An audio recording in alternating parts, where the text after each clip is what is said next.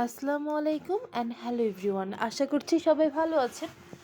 আমরাও আল্লাহর রহমতে অনেক ভালো আছি। আজ আপনাদের সাথে শেয়ার করতে যাচ্ছি সকালের নাস্তা বানানোর ভিডিও, প্লাস হচ্ছে সারাদিন কী কী করলাম এবং বাবুকে নিয়ে একটু স্বপ্ন গেলাম। স্বপ্ন হচ্ছে আমাদের বাসার পাশেই, তো সেখান থেকে কী কী কেনাকাটা করলাম এগুলোই থাকছে। তো চলুন ভিডিওটা দেখি। ফার্স্টে এখানে আমি আলু কেটে নিয়েছিলাম, নতুন আলু, এটা ভাজি করব আজকে অনেকদিন পর নাস্তা বানাতে চলে আসলাম। যেহেতু আপনাদের ভাইয়া বাসায় ছিল, তো নাস্তা তো একটু বানাতেই হবে। যাই হোক, একটা ফ্রাই প্যান দিয়ে দিলাম, ফ্রাই প্যানে পর্যাপ্ত পরিমাণে তেল দিয়ে দিলাম।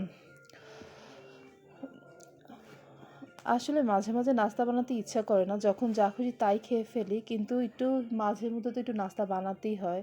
যাই হোক, এখানে পেঁয়াজ কুচি দিয়ে দিলাম, আমি কাঁচামরিচ কুচি দিয়ে দিলাম। এটাকে আমি একটু ব্রাউন করব, তারপর হচ্ছে আলু ভাজিটা বানিয়ে ফেলবো।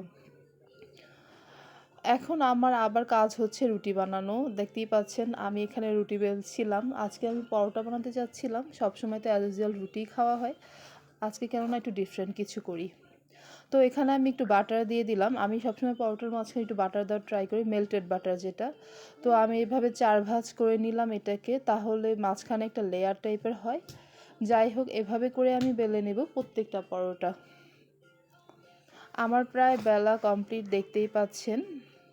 তো এখন আমি এটা ভাজতে চলে আসলাম। এটাকে একটু ব্রাউন করে ভেজে নেব। আলু ভাজিটা আমার এদিকে হয়ে গেছে। আলু ভাজিতে আমি একটু ধনিয়া পাতা ইউজ করেছিলাম লাস্টের দিকে। আমার মোটামুটি সব কিছু রেডি। এখন আমরা চলে আসলাম নাস্তা করতে।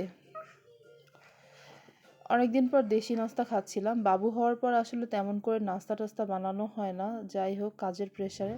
তাও আজকে বানালাম আর কি। খুব মজা হয়েছিল, দেখতেই পাচ্ছেন আমি কীভাবে খাচ্ছি। আমার কাছে কিন্তু এভাবে ডিপ করে খেতে খুব ভালো লাগে।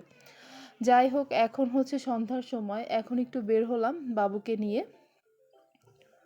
একটু যাচ্ছিলাম একটু ঘুরে আসি, আর প্লাস স্বপ্নে থেকে একটু কিছু গ্রোসারি আইটেম লাগতো আমাদের, সেগুলো কিনে নিয়ে আসি।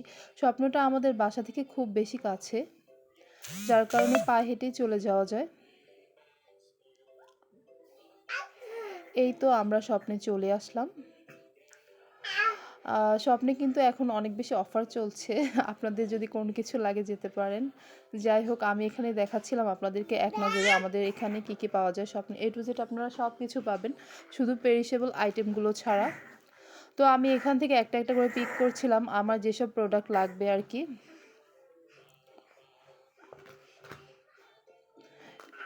বাবুর জন্য কিছু জিনিস লাগতো, বাবুর আর কি, যেগুলো ব্যবহার করার জন্য লাগে। এখন যেহেতু শীতকাল, ওর প্রোডাক্টগুলো শেষ হয়ে গেছিলো, তো ওগুলো আমি পিক করছিলাম। আমাদের কেনাকাটা প্রায় শেষের দিকে, এখন বাসায় চলে যাচ্ছি এবং আপনাদের সাথে শেয়ার করব স্বপ্ন থেকে কী কী কিনে নিয়ে আসলাম। তো দেখতে পাচ্ছেন আজকে স্বপ্ন থেকে কিন্তু ভরপুর কেনাকাটা হলো। বাবুর জন্য ফর্মুলা মিল্ক শেষ হয়ে গেছিলো। ও যে ফর্মুলা মিল্কটা খায় সেটা আসলে স্বপ্নে ছিল না, ওটা আমরা গুলশান ডিসিসি থেকে নিয়ে এসেছিলাম। তো এখানে দেখতেই পাচ্ছেন বিস্কিটস ছিল, বাচ্চার দুধ, চিনি ছিল, তারপর হচ্ছে আরও ইত্যাদি ইত্যাদি অনেক কিছু। এই যে তান্দুরি মশলা নিয়েছিলাম, তান্দুরি চিকেন রেসিপি কিন্তু আপনারা পাবেন সামনে। যাই হোক, এই তো একটু আমার কিছু জিনিসপত্র লাগতো, সেগুলো আর কি বাচ্চার জন্য আমি অফার পেয়েছিলাম, দুইটাই নিয়ে নিলাম, যেহেতু এভাবে অফার পাওয়া যায় না অ্যাভেলেবেল। এই বাসার জন্য আটা ময়দা যেগুলো লাগতো সেগুলো আর কি। এখানে নুডলস নিয়েছিলাম অনেকগুলো, মানে বাসায় মাঝে মাঝে লাগে যেহেতু। তারপর হচ্ছে আমি মেহেদিও নিয়েছিলাম, যেহেতু এখন একদমই সময় পাই না, তারপর মেহেদি নিলাম, যদি সময় পাই একটু দিব আর কি।